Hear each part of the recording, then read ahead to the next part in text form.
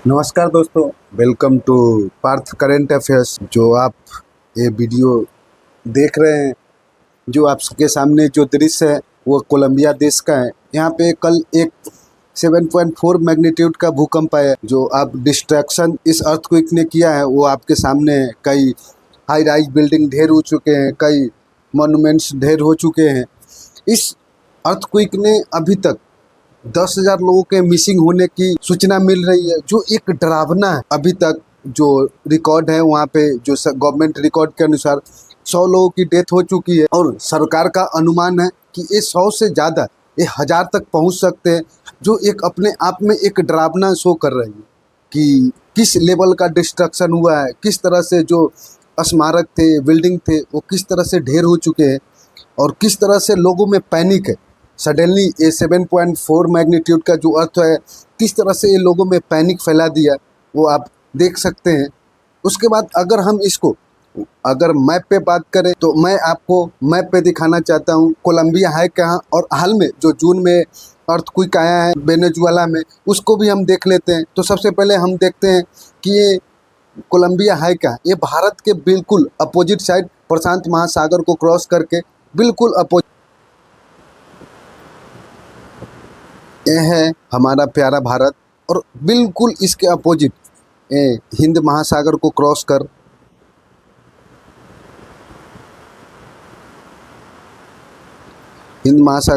कर और दक्षिण अमेरिका में ये है वेनेजुएला और ये है कोलंबिया देश, जो वेनेजुएला के बिल्कुल सटा हुआ है।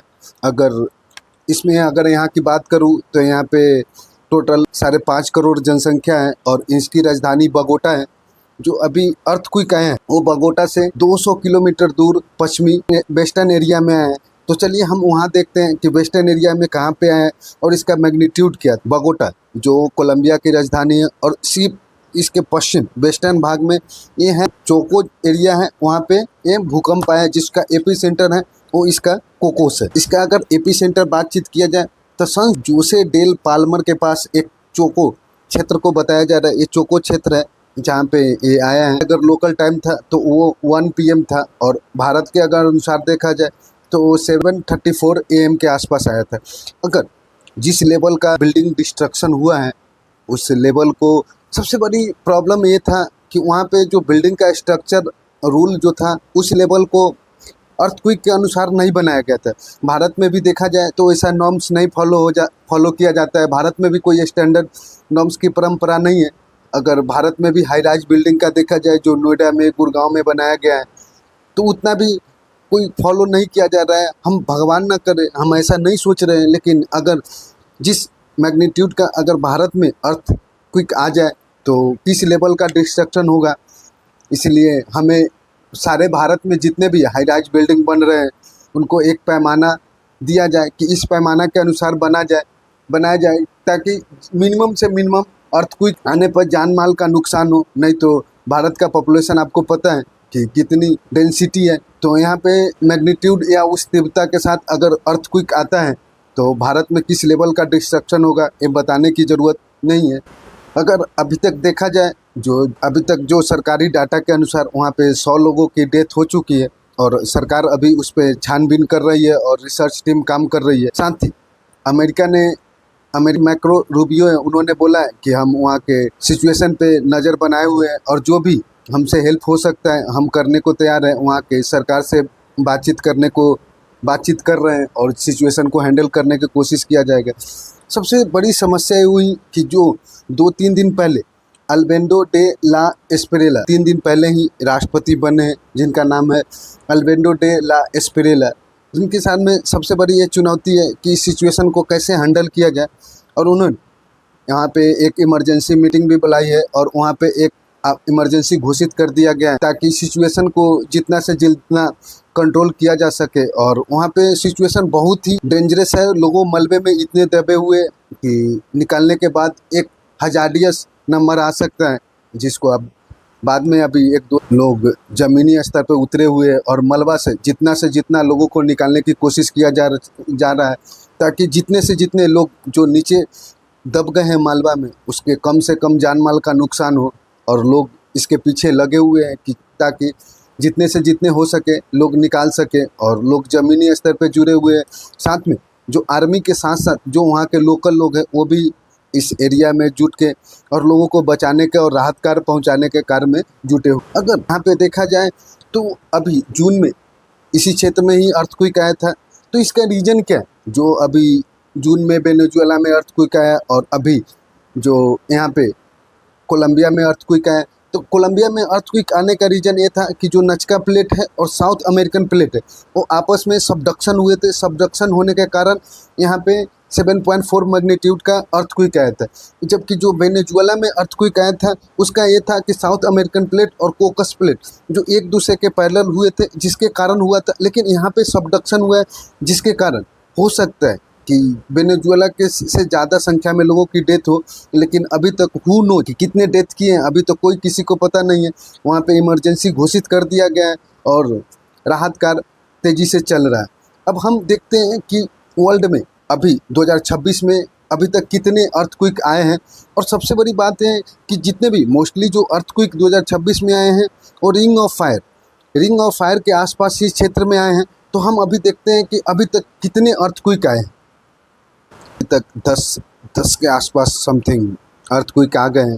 तो जो भी मोस्टली जो आए हैं रिंग ऑफ फायर, ये जो रिंग ऑफ फायर है इसी एरिया के आसपास आए हैं। अब जून में जो लेट जून में वेनेजुएला में आए थे 7.2 मैग्नीट्यूड का, उसका जून 24 में फिर आया था 7.5 मैग्नीट्यूड का, और अगस्त में अभी कोलंबिया में जो लेटेस्ट है 7.4 मैग्नीट्यूड का है। टोंगो में आया था 7.5 मैग्नीट्यूड का, अप्रैल में इंडोनेशिया में आया था, फरवरी में मलेशिया में आया था, अप्रैल में जापान में, जून में फिलीपींस में और जुलाई में मैक्सिको में। जो मोस्टली आ रहे हैं वो रिंग ऑफ फायर के आसपास क्षेत्रों में ही आ रहे हैं, जहाँ पे 90% के आसपास अर्थक्वेक और वोल्केनो हैं जो इसी क्षेत्र में होते हैं। अगर अभी तक जितने भी भूकंप आए हैं, अगर लैटिन अमेरिका की बात किया जाए तो लैटिन अमेरिका में अगर हम आपको डेढ़ खतरनाक अर्थक्वेक आया है उसके बारे में मैं आपको बता देता हूँ कि सबसे पहले खतरनाक कौन सा आया था। एक 2010 में हैती अर्थक्वेक आया था जिसमें 7 मैग्नीट्यूड का आया था, जिसमें मिनिमम 3 लाख लोगों की डेथ हुई थी। एक आया था 1868 में इक्वाडोर कोलंबिया अर्थक्वेक जो 7.7 मैग्नीट्यूड का आया था, जिसमें 70,000 के आसपास लोगों ने डेथ किया था।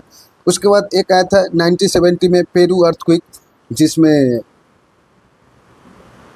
7.9 मैग्नीट्यूड का आया था और 66,000 आसपास लोगों ने डेथ किया था।